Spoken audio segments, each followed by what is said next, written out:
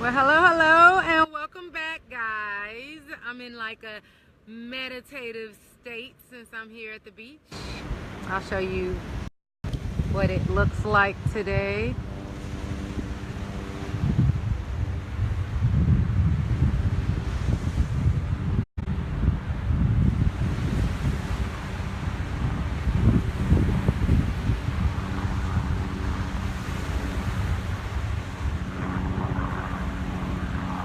Really calm and serene.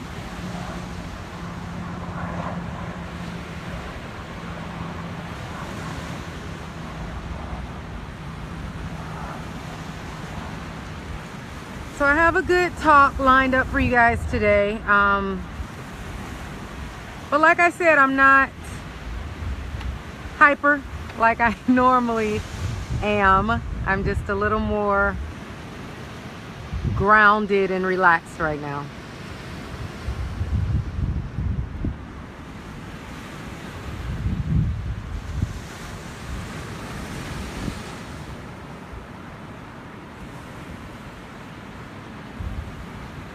All right, so let me go ahead and get started. Welcome, everyone. Welcome. So, like I said, I'm just kind of relaxed, grounded, at peace on a visceral level right now. So that's why I'm not hyped and amped up like I normally am, because I just been sitting here relaxing. And it was something that was on my heart that I wanted to share with you all. And that is, I want to know if there's ever been a time in your life where you did not even want to get out of bed. Life did not have meaning to you. All you wanted to do was just sleep time away. And so I went through one period in my life like that. And it was really crazy for me because normally I'm bubbly and animated and extroverted and high on life and all that good stuff. But during this particular time, I was not clinically diagnosed with any type of depression, but I know I had every single symptom of depression. And I literally would just wake up, get my family out of the house, and crawl back in bed. I didn't know what I wanted to do with my life. I felt like my life had no meaning. And I just remember feeling so lost during that time. It's just crazy sometimes when I look back at it now, because it, look at the bird coming by. What do you want? What do you want? Okay, you're gonna, the boat, I always tell you guys the birds in Florida are very bold. They literally practically come and sit on your lap.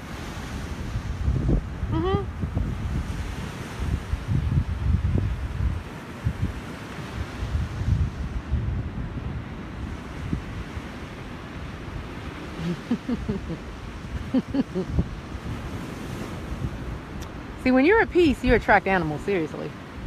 Okay. Bye. Bye-bye.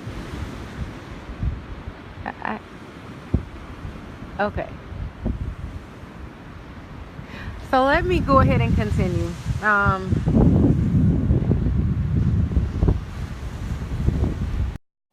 right, guys, I'm back. So during this time, it was difficult because it was completely out of character for me.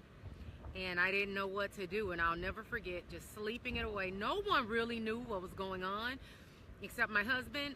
Nobody else knew what was going on. I went through the motions. I still went to church. I still went to some events. And I still put on a fake smile back then to act like everything was okay. But deep down, I knew something in my life was missing. I knew that I had a purpose. I knew it was something that I was supposed to be doing, and I didn't know what it was. And it was really killing me softly on the inside back then. And so I'll never forget what happened to change it all. At that time, I had a dream, and I envisioned exactly what I was supposed to be doing. But just because you envision what you're supposed to be doing, it doesn't mean that you just wake up the next day and you get right to it.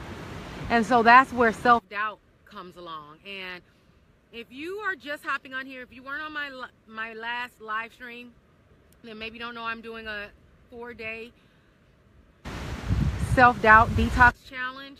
And so if you want me to put you in my private Facebook to be a part of that, it starts on Monday. Just put I accept the challenge in the comments and I'll add you to that, because it will be life-changing.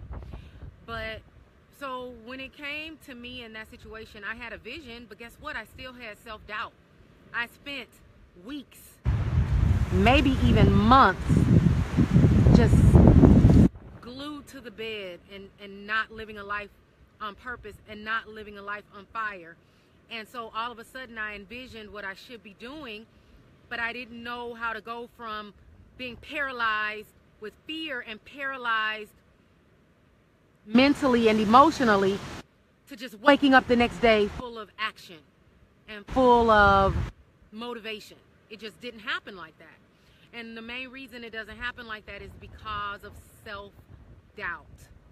When you have self-doubt, you truly do go without. It does crush your heart. It does crush your mind. It does crush your body. It does crush your soul. I always say it's kind of like unhealthy food for the soul. That's what self-doubt is. And what it does is it basically just tells you that you are not good enough. It tells you that who do you think you are to make something happen. And let me tell you what's kind of interesting about that now. You know, so much has happened in my life since then, and I've had so much what people would consider success, and a lot of Papa Bear steps ahead, as I like to say.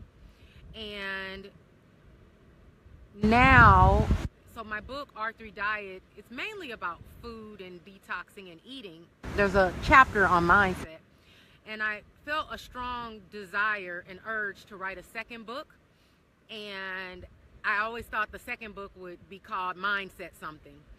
But after I implemented this detox challenge that I'll be starting, the self-doubt detox challenge, then I know for a fact now, I'm 100% certain that the book, my next book, will be about self-doubt. So this journey is all starting, and it's making its way full circle for me to write my second book about self-doubt, because it's that important. And some people are in denial and don't even know that that's the missing component, that that's the number one thing that they need to crush so that they can experience life to the fullest. Some people don't even know that's the problem, and it's very difficult to solve a problem you don't know you have. And that's why yesterday I listed, on that live stream, I listed symptoms to show that those are symptoms of self-doubt. So drop a 1 in the comments if you've ever experienced life before where you didn't wake up and looking forward to nature and the sun and the ocean and the grass and the oxygen in your lungs. You didn't wake up looking forward to the people in your life. You didn't wake up looking forward to opportunities. You didn't wake up looking forward to music and art. Drop a 1 in the comments if you've ever been in that place before where life didn't have meaning to you. Instead of the clouds being blue, life felt gray to you. Drop a 1 in the comments if you've ever experienced waking up wanting to just hop right back in bed. Drop a 1 in the comments if you've ever lived your life and asked yourself, how did you get in the place you are now? Because your life, you imagined it to be better. You imagined yourself being more fulfilled.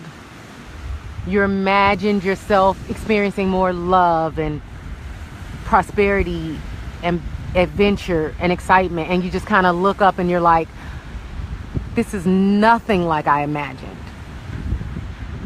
How did I get here? How did I end up here?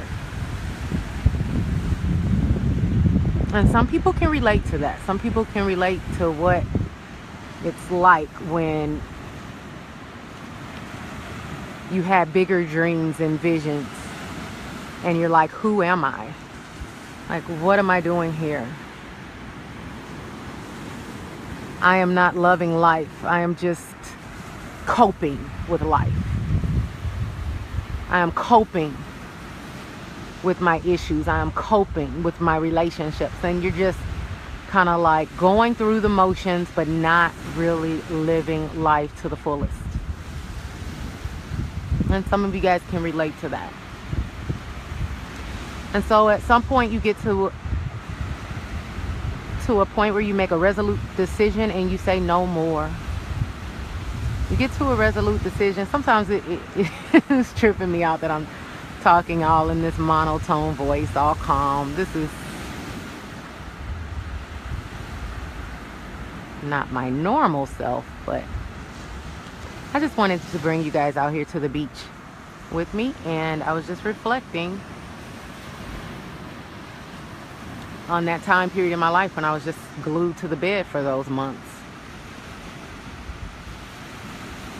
And I don't want anybody to ever experience anything like that. I don't want anybody to experience anything less than their best. And that's not your best when you don't even want to get out of bed. Or if you do get out of bed,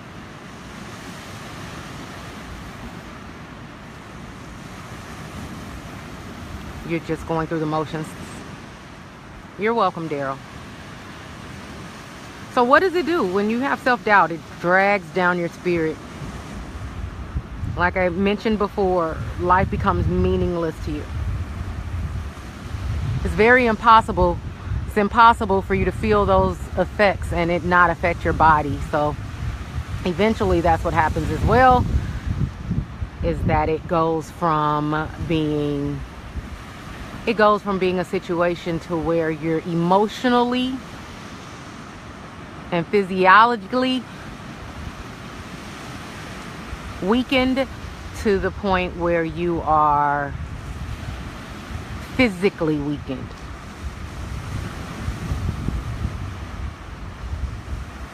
And that's what ends up happening. But the bottom line is you're not optimal. You don't wake up with zest and zeal and excitement and passion and enthusiasm and love. And so you're really missing out. Like, I'm so grateful and thankful that I made a choice to do something about it. And so, as I mentioned earlier, if you want to hop in on my 4-day self-doubt detox challenge, then we're going to conquer it. And 2 principles that I use with my programs is I always make sure that I follow systems, aka methods, and that the solution has a component in it that is simple. We already make life too complicated, way too complicated. And that's why I like systems. And I like things to be very simplistic. That's actually what I challenge you all to do today. I challenge you to go grab a book on minimalism. It'll blow you away how just even having so much clutter in your home or in your car, or in your closet, or in your office can cause clutter in the mind. And that's just another layer of the onion that you have to peel off to get to your core essence. So I don't want to go too deep right now, guys. Any questions on anything before I go? Any questions, any comments on self-doubt, on life, on living your best life, on being at peace with who you are and at peace with the world, on completely and deeply loving yourself, letting go all limitations, limited thinking, limiting behaviors, letting go of everything that does not build you up. That's what I call a detox. A specified period of time where you let go of anything and everything that's weakening the body and mind, and replacing it with anything and everything that is strengthening the body and mind. That's what it's all about. Specified period of time where you do that. Thanks a lot, Daryl. I appreciate that. If you guys are listening today and you caught this live stream, whether it's live or the recorded version, the replay later, it doesn't matter. I believe you heard this message for a very specific reason at the perfect time. So until next time, guys, R3 for life. That stands for reverse, retrain, rebuild your body and mind.